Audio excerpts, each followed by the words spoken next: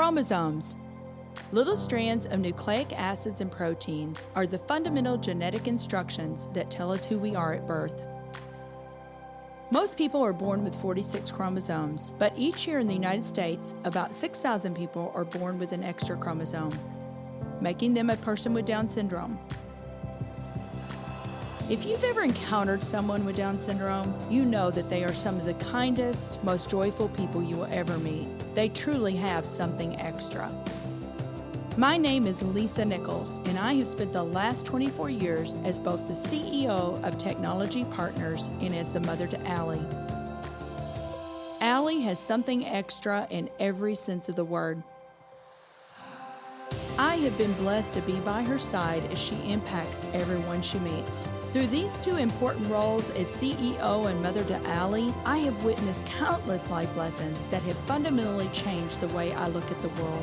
While you may not have an extra chromosome, every leader has something extra that defines who you are. Join me as I explore the something extra in leaders from all walks of life and discover how that difference in each of them has made a difference in their companies, their families, their communities, and in themselves.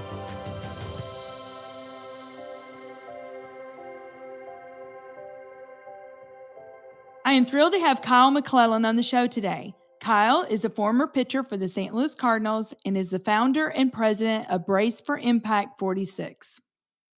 Well, Kyle, thank you so much for being on the show today. I am so excited about our conversation. You and I have had a chance to visit, and there's just so many awesome things that you're doing right now that I want our listeners to hear about. So thank you for being here. No problem. Thanks for having me. Well, let's just jump right into it. I think people know you as a Cardinals pitcher, and then I think you went to the Texas Rangers for a while, and I want to talk about that. But let's back up a little bit because people may not know how you grew up. And I know you're a St. Louisan through and through, right? So talk to us a little bit about how you grew up. Yeah, so I grew up right here in St. Louis. I grew up in Hazelwood. I went to Hazelwood West High School, the big question.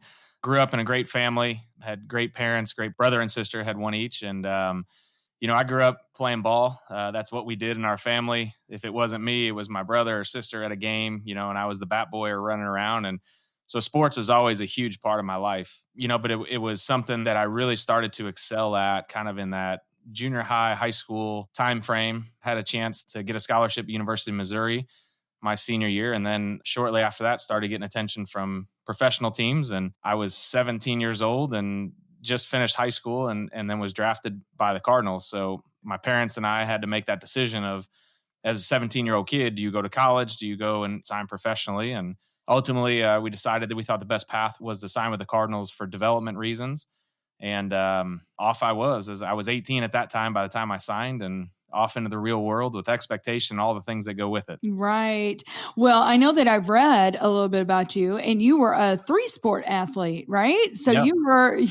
you play basketball and baseball and what else? And football. Yep. Yeah. So anything with a ball in it. I have 2 kids now. I have a 9 and 7-year-old, and we're to that point, youth sports is so different now than it was. And I honestly, I hate where it is. Every sport is so obsessive with year round. I mean, soccer's year round, baseball's year round. That coaches in sports, they don't want their players playing other sports because they feel like they're going to be behind. They need to do their training, and it's a struggle. I mean, my wife and I talk about it all the time. How do we balance this and the family life and sports? And if you commit to a team, you want to be there for them. But man, it's out of hand. We're thick in it right now with my daughter, who does select softball, select soccer, club soccer, and then also plays feeder basketball. So it's a competition for her time all the time. And it's really a struggle. When I was growing up, it was, you played football during the fall. And then when that was over, you put your ball and your spikes away until the next fall. And then you played basketball. And then when that was over, then you got the baseball spikes out. But now it's different. It's tough being in the parent situation, knowing better, but knowing also that that's just the way things are right now. And it's a struggle to find that balance for sure. And it's unfortunate for the kids because they're making them have it a pick early. Like you said, I was a 3-sport athlete, able to do that all the way through high school. If I ended up just doing baseball my senior year, but kids aren't going to be able to do that. They're going to have to pick at the age of 9, 10, what they want to do. And unfortunately, you don't know at that point what you're good at. Yeah, you haven't, and you don't even know really which one you're gonna enjoy the most. And So each sport develops so many skill sets. Basketball taught me so many things that baseball would have never taught me. Football taught me so many things that basketball and baseball would have never taught me. Baseball, I was always good at. Basketball and football, I had to work my butt off to compete and to be a good player. And so I learned so much through all those other sports. And that's why, I want my kids playing multiple sports, but it's definitely a lot tougher now than it was 20 years ago. yeah, it's tough on many fronts, many fronts right now.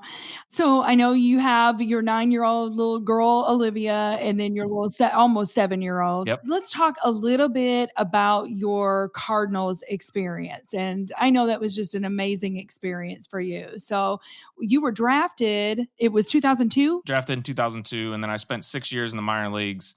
Two of those were in rehab with two elbow surgeries, and I had a lot of ups and downs in the minor leagues. It's a tough road, especially as a high school kid. If you look at the percentages of the guys in the major leagues, high school versus college, I don't know the number, but I would tell you it's overwhelmingly college players over high school. And then if you take out the high school players that are the first pick of that draft, I would say that percentage drops even more to so many more college kids because there's just so many things that can happen and so much development that does need to happen that it's a tough road for high school kids. And I struggled, I had an injury and sat out for 2 years. And when I came back, I just kind of matured mentally, understood what I had, kind of the opportunity I had in front of me. And when I came back, I had a very short window coming off the injury before they release you. I just happened to make the most of it and fell in the right situation and did well. And the next year I found myself in the major leagues and coming out of spring training and spent 5 years. I never went back down to the minor leagues. I was up for 5 straight years, was a part of the 2011 World Series team. It was just great memories that to be able to play here in my hometown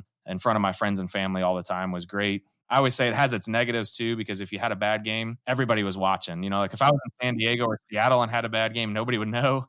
But here, like you have a bad game and I still hear about it. Like, I remember that game you threw. I'm like, well, I threw some good ones too in there, but they don't miss anything here. And so that has its pluses and its negatives to it. But it was as good as you could have asked for an experience for my family here, for my wife. I mean, the city has just been so great to us through our whole career. And even now post career, just supported us all the way through and got to be a part of some amazing teams and meet some people that really had some huge influences in my life as well. So I think I just was placed in that situation for a reason. Absolutely. Yeah.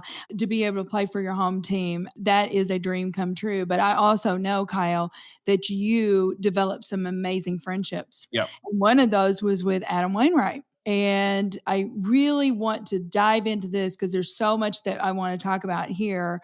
But you ended up retiring. You retired in 2014. Mhm. And then that very same year, you and Bridget took a trip with the Wainwrights to Haiti. Yep. And that trip was a pivot point for you to set you up for what you're doing now. So tell us about that trip and, what even inspired you to go? Yeah, you kind of need to rewind. So when I was playing here, Bridget and I were looking for an opportunity to get involved financially in something, and we couldn't find it.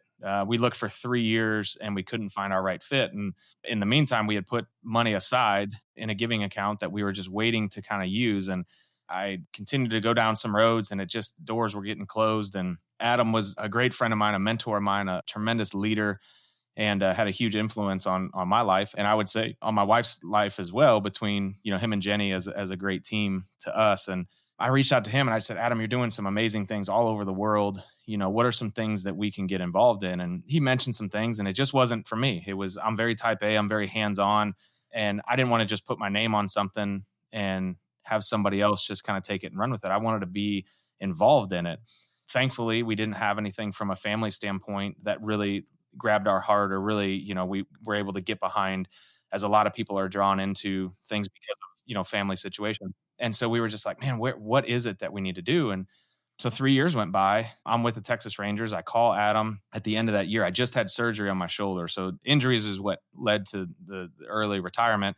I was 28 years old. I had 6 arm surgeries, and I just came off a tough year with the Rangers where I spent time in the minor leagues. I had a surgery. I knew I had a long road ahead of me. And I called Adam and I said, Adam, the parable of talent is just weighing on me right now. We've essentially buried our treasure. So we have put this money in a giving account and nobody is growing in their faith because of our finances. And we have to get rid of this money. He mentioned some things and he said, I tell you what, we're going to Haiti in 3 weeks. Why don't you go with us? And I was like, I'm in. I've always wanted to do something like this. To be honest with you, I always use baseball as a crutch not to go because, I was preparing for spring training. I can't be in a third world country. What if I get sick? What if I throw that day? I can't lift that day. I'm going to be behind. And a lot of that's true, but it's also a crutch to not, go and put yourself in that situation. And so my wife, I talked to her about it. And next thing we know, 3 weeks later, we're on a plane to Haiti. And I'll be honest, I didn't know the first thing about Haiti. I just knew we were going with some friends of ours to see some stuff that they had been involved with. Adam's financial advisor is a Christian financial advisor. And he says, look, you're going to write the check because that's needed, but you're going to follow that check as well, because that's what's going to change you. And so we're not just going to write checks to places and never go see it, because seeing it is what truly changes us. And we have a responsibility of our finances to make sure that those funds are, your giving should be looked at just like a business. And if you run a business, like, you want the most return for the kingdom that you can on those finances, and you're responsible for that. So we were on that trip to see if the money that they had put into this children's home was something they wanted to continue to invest in, or if it just wasn't quite what they were hoping and move on to something else.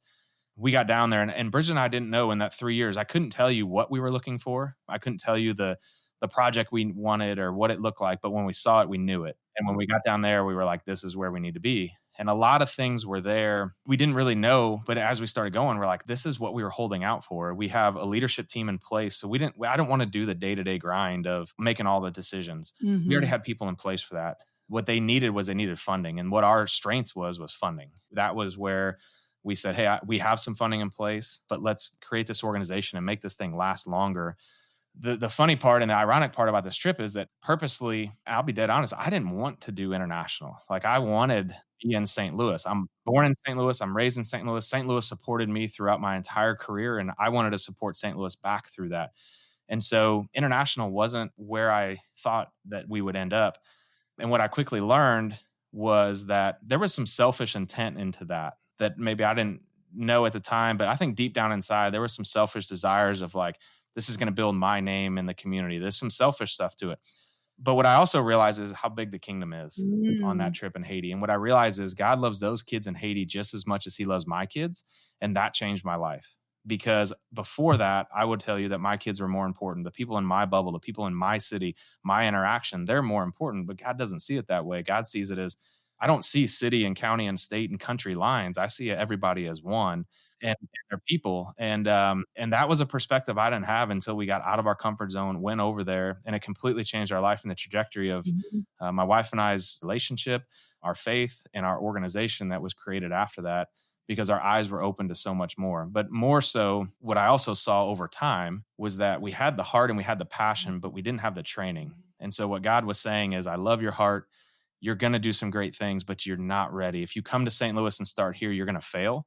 Because my mindset would have been, this is what you're doing. This is how you're going to do it. And this is what it looks like. And what we learned in Haiti is the value of local leadership and how to play your role and not come in and say, this is what's going to happen, because you don't know. And I tell all the time that everybody listen to this, we can all jump on a plane and head to Haiti right now. And you can all give me ideas of what you think need to be done. And they will all be good ideas. This is why it's going to be done. Be right. Because we don't live there. We don't live it every day. Mm-hmm. We don't know what happens in those communities. And so you need to have that local leadership and trust. And that's what was found in Haiti. And that's why, I think we've been so successful. I love it. And I know you've got stories, and I want to jump into those, Kyle, but we're going to take a quick break and then we'll be right back with Kyle.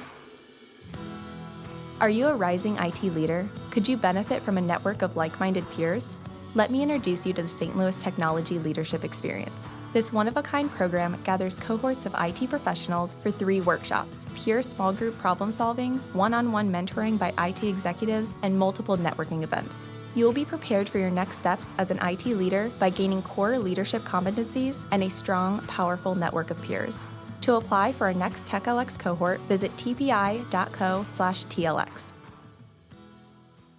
So Kyle, in 2014, you founded your 501c3, Brace for Impact. So tell me, where did that name come from? When we were going through this and trying to figure out, we were going to start an organization, I kept thinking about our trip. And, anybody that goes on a mission trip for the first time, you think you're going to go down and change the world. You're going to change the country. You're going to do all this good. And so we went down there to have an impact on the kids. What we learned is we weren't braced for the impact that it was going to have on us. And so by being down there and getting out of our bubble and exposing ourselves and putting ourselves in situations that we were uncomfortable in, it really gave us a chance to see things differently. And we weren't braced for that. And it wrecked our world. The 46 was my uniform number, and we had to put that on because when Sully landed the plane in the Hudson, he said brace for impact before he landed. He wrote a book called Brace for Impact. So I don't get sued by Sully. We had to put my uniform number on the end of it. And that's how we came up with the name. Okay, so you founded your 501c3. What was the first thing you did when you went to Haiti? Talk about the orphanage, and then we'll move into some other things. So really, I mean, the first thing we did is we asked what's needed, what's next. And our leadership team down there, these are 6 kids that grew up in an orphanage together that our partner over 30 years ago went down and met on his first trip. And the leader, Remy, who's our head visionary, he grabbed Brad and pulled him aside and said, 30 years ago, God's given me a vision to do what people have done for us. And I think you're here to help. And over time, Brad continued to go down there and build relationships. And so when I talk about jumping in and plugging into a leadership team, these are people that are trusted. Brad has known these kids since they were, waist high in an orphanage. These are essentially his kids. I mean, his relationship with them is so great.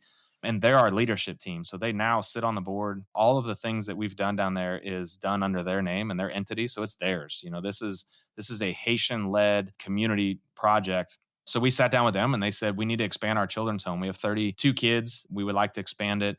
And so that was what we did. We came back. I ran a half marathon and we tried to raise money. And it took us 19 months, but we raised the $212,750 to do it. And that was our first step, was we built the second level of the orphanage. And originally my thought was we were going to do this here. And then we were going to go to Honduras and Africa and Guatemala and all these impoverished countries. And we were going to, change the world. And I was sitting on the balcony with my wife on one of our trips after the orphanage had been built. And I looked at her and I said, we can't leave here. And she said, oh God, no, we can't leave here. And what I learned was it's not just building the building, but it's doing it and then surrounding them with the resources they need to be successful. And so if we did that and left, we would really be creating a big void and a burden on that community to be able to continue the funding of that. So we committed essentially for as long as we could see in the future to the funding of whatever was needed at that orphanage to take care of those kids as an organization. And then it just grew from there. Our partners stepped up as well. Adam and Jenny got excited after that trip and caught the vision, knew that we were in great hands there. And so we've built a school together as a group. We have 300 kids from the community that get to go to our school now. We have a feeding program that Brace for Impact started. And we feed the kids every day a hot, nutritious meal that we hire women to cook there from the community. And then on weekends, we lose contact with the kids. And we were finding out through a survey that on Mondays was their worst day. And we found out that they weren't eating on the weekends. And so we give them backpack meals that we pack here in St. Louis as a part of a volunteer program we do. And we ship the meals down there. And then on weekends, each kid gets 2 backpack meals to take home so that they can be fed and energized and their brains and bodies can develop and be ready to take in that education on Monday.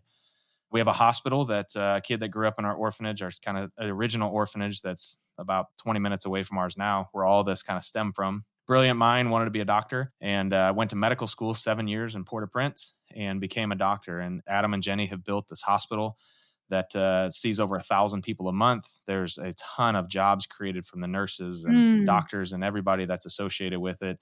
All hired, all Haitians. We do take little strike teams, I call them, on the medical side to help empower and educate the team, but we don't get in the way of seeing patients and telling them what to do. We just try to help train and educate, do seminars specific to the things that they need. We really focus on OB. Infant fatality is 38% in this community, and we think with training and education, we can get that down into single digits. And so that's really been a focus of ours. Our first year, we had 117 babies born and no fatalities. So we've really put a dent into the infant fatality percentages there. And then we have water and sanitation. So 40,000 people a day have clean drinking water through our 9 water filtration systems and 1,100 toilets that we've put in the community at homes, little outhouses in these homes. The last thing we did was a vocational school that we were just getting ready to open before COVID hit.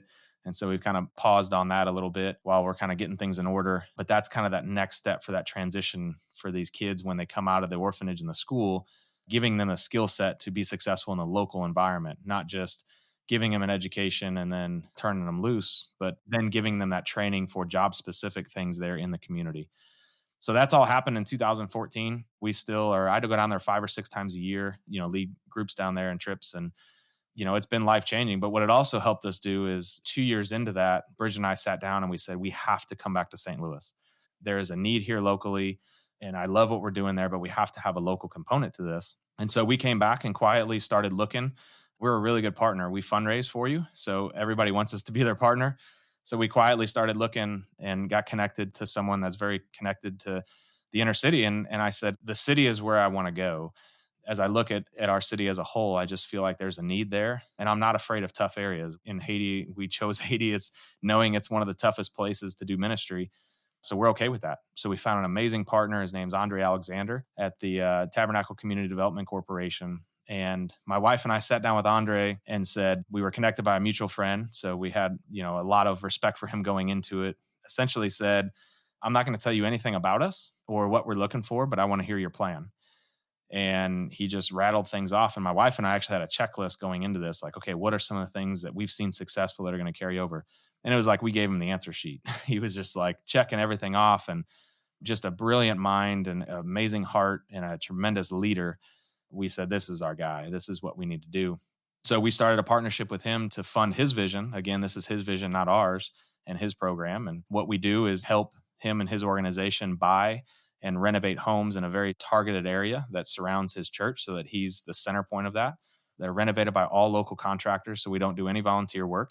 It's more expensive, but it's also the way that we get to support the community. So what we do is we hire about probably 50 to 60 people per every job, but we also hired a 77% minority rate. So what we're doing is saying, this is your community and we want you to be a part of that transformation. We learned that in Haiti. Again, like I said, instead of us coming down and telling them what to do and taking the jobs from them, we're now coming down and creating those jobs. And what you see is the stories have been tremendous. I could share all day on the stories that have come out of this, and from the worker standpoint, from the community standpoint, from people that aren't even benefiting directly from the program, but that are all in on the program and take care of it and take ownership of it because it's truly been theirs to create. And then once the homes are done, and these are homes that were built, our last home, I think, was built in 1896. We restore it to its original beauty. And then families are placed into these homes, and these families are placed in through a long interview process. And we're looking for the families that truly want change for their kids. The only requirement is you have to have kids. That's who we want to make the difference on. Yes. They get in there, they pay rent. It's a discounted rent, but they pay rent based on what they can afford. And then they have a few commitments they have to make. So we say, we'll come halfway, you come the other half. We're not going to give you anything. You're going to have to put some sweat equity in here because this is how you're going to change. So they have to volunteer in the community 2 to 4 hours a month as a family. And then they have to meet with our community coordinator that's been placed with them. Every family's placed with the community coordinator that is in constant contact with them and writes a program specifically for their family, not a blanket approach that we're forcing upon them, but finding out what their needs are and then addressing those needs through all the resources and nonprofits and things that are around that we have access to. So it's been, amazing. We have 6 houses that have been completed through Tabernacle Development Community Corporation. Most of these are duplexes, so you're getting 2 families in each one, and it's been tremendous. So again, it's supporting the people in the local community, elevating their platform. It's not about Brace for Impact, and we're not looking for the credit. We're not plastering our name over. I mean, in North St. Louis, we're very isolated. We don't talk about it as much because it's taken us so long to build trust and relationship. We wanted to do that through our partner and not through us. Oh, I love that you're involving the community. I love that. I mean, you're lifting up the whole community, Kyle, by what you're doing, giving the local contractors jobs. It's incredible. You call that whole area the village. Our partner, when he gave us, so one of the things I said to him, I said, I need to know that you have a plan and not a vision. I can't invest in a vision because visions, they change, right? And I can't take our donors' money and invest in things that aren't ready to go. And he said, well, great, here's my business plan. He had this business plan and it was the village, and that's what he called it. And really what we're trying to create is, it takes a village. And that's really what we're trying to create is create an environment where these people have support all around. And there's some other things that he's doing in the community through a hub project that's ongoing right now that's going to bring in a lot of nonprofits. There's going to be a healthcare provider in there for medical services for the people in the community. I mean, there's some amazing stuff that's happening, and that's what we want it to be.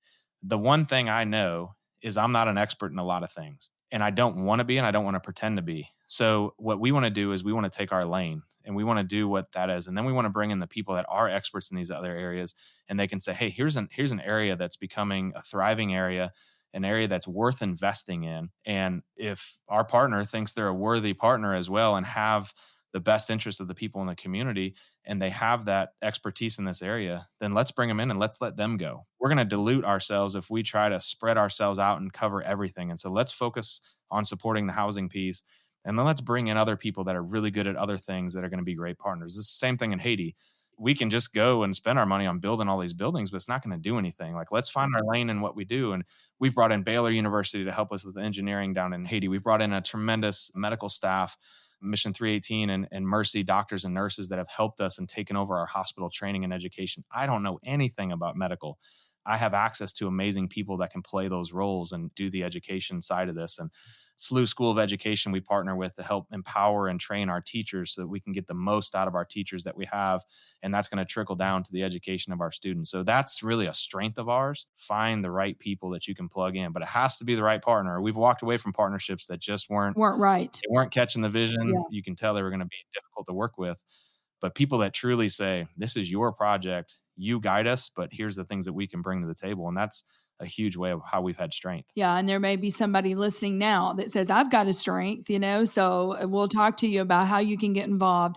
So I want to talk about Tricia Zimmer Ferguson is a good friend of mine, and her family owns Caldies. And I know that you've got a new initiative. You're calling it Brew for Impact. So tell us about that, because you're also engaging the local coffee farmer in Haiti. Yeah. So Brett Iselson, who runs Caldies, I don't know what his job title is, but he does, he's like right underneath the owners there. He was going to Haiti with us and reached out beforehand and said, hey, Haiti used to be a massive coffee producer to the world. I think there's a way we can do something on this trip. Can we go do some coffee stuff? And it just didn't work out. And I said, you need to go first. You need to see it, because to get to the coffee farms, by the way, is like 16 hours on these roads, and I ain't driving on those roads. So we'll have to do a separate trip. But we looked into it a little bit, and then he got there and kind of got to see it and understand it. And he got back, and this was kind of his thing. He said, Caldies wants to and can support you, but instead of just like, sponsoring an event here and there, like, we can create something for you that can be long-term. And so he had a buddy of his that was already sourcing coffee from Haiti out of Philadelphia. And he reached out to him and he said, hey, here's this farmer that I use, this company. They've been in business for over 100 years, family farm in southern Haiti. We got the samples from him, and Brett called me in and he said, this coffee is amazing. So we bring those beans in. We ended up buying a pallet. So it supports the local farmers. It's a co-op there. So farmers from all over the southern part of Haiti are bringing their beans in. They land here in St. Louis. Caldies takes them. They roast them. They created the bag for us. And then we essentially sell it out of my basement. It's on our website. And then we ship it out of here. And we have a subscription. So for every 3 months, you select the amount of bags you want. It's the cheapest price on that. And then we just drop ship it to you every 3 months. And the impact that the coffee has, one, it's really good coffee. So we just thought this is a great way because everybody's drinking coffee. But secondly, all the money we make on this goes to sending our kids to school in Haiti. So for every 24 bags of coffee we sell, sends one kid to school for an entire year, provides an education for an entire year. You're drinking coffee every morning anyway. Why not drink coffee that's going to go and help change a community and change a child's life and a family's life? We launched that a year ago. And we are really trying to grow that as we see this as really a long-term success. Coffee's not going anywhere. And we just think this is really a long-term success for the organization, how we can create some stability of funding for our school. And we hope that this can carry over. We want to keep it in Haiti because it's originated in Haiti and we want to keep it there. We, in the future, see this as taking over and also being able to affect St. Louis once we grow this thing to where we can. Yeah, it's a sustainable model. Yep. So you're already drinking coffee, people. So you might as well drink something that has an impact. Yes, for sure. So Kyle, this is called Something Extra. I believe, and I know you believe this too, every person is gifted with unique abilities and talents and skills. But what do you believe is the something extra that every leader needs, in your opinion? I've played with some amazing leaders, played for amazing managers that have tremendous leadership skills. I feel like running a nonprofit, running a business, if you're a great leader, it's interchangeable. So I feel like if you can run a nonprofit at a high level, you can go jump into one of the biggest businesses and run it. It's all about adapting. It's all the same. It's the way you treat people. It's the way you get the most out of your employees and workers that are going to make you successful. And if you're that successful, you're going to be able to learn the industry that you're jumping into. So I think it's very interchangeable. Successful people are going to be successful wherever you put them. And that comes in sports, that comes in business and all those things. For me, I think it's the ability to know your strengths and weaknesses and be aware of that. I think a lot of leaders that fail are people that think that they're experts in every area and try to convince people of that. And it's their biggest downfall. And everybody sees it. It's so obvious that it's not a strength of yours. The great leaders surround themselves with people that have strengths in the areas that they don't and are okay with letting go and allowing those people to grow. And as an organization, I would say that's our success. As I mentioned, we know what our strengths are and we go from there. From baseball, I'll tell you that the reason I made it to the major leagues and the reason that I was able to stick is because I found out what made me successful and I perfected that. So I knew exactly where and how to throw my fastball. I knew what pitch needed to follow that. I knew how to use my changeup and my curveball off of all of those pitches and what location it needed to be in. I learned that through the struggle of the minor leagues. But what got me to the big leagues and then what ultimately got me to stay there is I mastered it and I perfected it to where I could do it in my sleep. I could do it with my eyes closed. And I spent so much time perfecting my craft that I was able to make it. In baseball, you're one of the best in the world if you can make it to that point. So in business, it's the same way. Find out what you're really good at and find ways to use that to be successful. But then whatever you're not good at, it's probably not worth your time to continue to try to develop that versus going and find somebody that has that strength and utilizing them and allowing them to take it and run. Because if you spend your time trying to develop all these different aspects and cover everything, you're not going to be able to do it. Right. Well, it's a dilution of your focus and your energy, right? If you're trying to be good at everything, And Yep. so I think that is amazing advice. I always say it's self-awareness, Yeah. Being self-aware of who you are, know who you are, and then have the humility and the vulnerability to say, I need help Yep. in this area. I need help in that area, but be the best that you can be at what you're good at. Yep. So that is such great advice. So Kyle, I am suspecting there's going to be a lot of people after hearing this that are like, I love what Kyle's doing. I want to get involved. Tell the listeners if this is resonating with their heart right now and they say, yeah, I've been looking for something to get involved in. How can they get involved? What are the different ways? How would they go about doing that? Yeah. So if you go to our website, braceforimpact46.com, you can see a lot more information and videos of the things that we get to do. The one struggle we have, we're not a very heavy volunteer organization, and that's a weakness of ours, but it's also something that we're not willing to compromise for the integrity of our projects. So the one thing we don't want to do is run people down to Haiti every couple of weeks and create a show that goes along with that. In North City, St. Louis as well. We're very respectful to that community and our workers and leaders there. We're not a hands-on organization, which I think hurts us in the nonprofit. A lot of people want to get hands-on. We do have a couple volunteer events throughout the year. We have our food packing event. We package 86,000 meals and send to Haiti. So that's a great way to get your kids involved and actually be a part of that, packing the food we're sending down. And then on the financial side, we need funding to continue to buy and renovate these homes and employ these workers and pay the community coordinator to work with these families. And in Haiti, we have a few more creative ways just because of all the programs we have. But we have a sponsor a child program where you can pick one of the children at the orphanage. I would caution you to read through that closely. We're very protective and careful of how we do that. We want to make sure that every child is treated the same. And, we don't point children out that aren't sponsored or that have multiple sponsors. We want to make sure that everybody's loved and cared for in the same way. So, make sure you read through that. And then also, our coffee is a great way, and sharing about our coffee, like if you're a coffee drinker, you probably know like 10 other coffee drinkers off the top of your head, and just sharing the fact that, hey, this coffee is making a difference is really a great way. But in this element we're in right now, as all nonprofits are, it's been a tough year, and we've had to make some really tough decisions, especially in Haiti, on our budget and how we've had to go about things to make sure that we're here for the long haul and that we're able to support them through not only this short, rough period, but, make it through this in 5 years, still be successful. Right. That it's going to be sustainable. It's been a very difficult year, but we're going to make it, we're going to survive it, and we're going to continue to support those even in tough times. So say the URL one more time for your website, because I'm suspecting that people can go there and buy the coffee. Yep. It's braceforimpact46.com.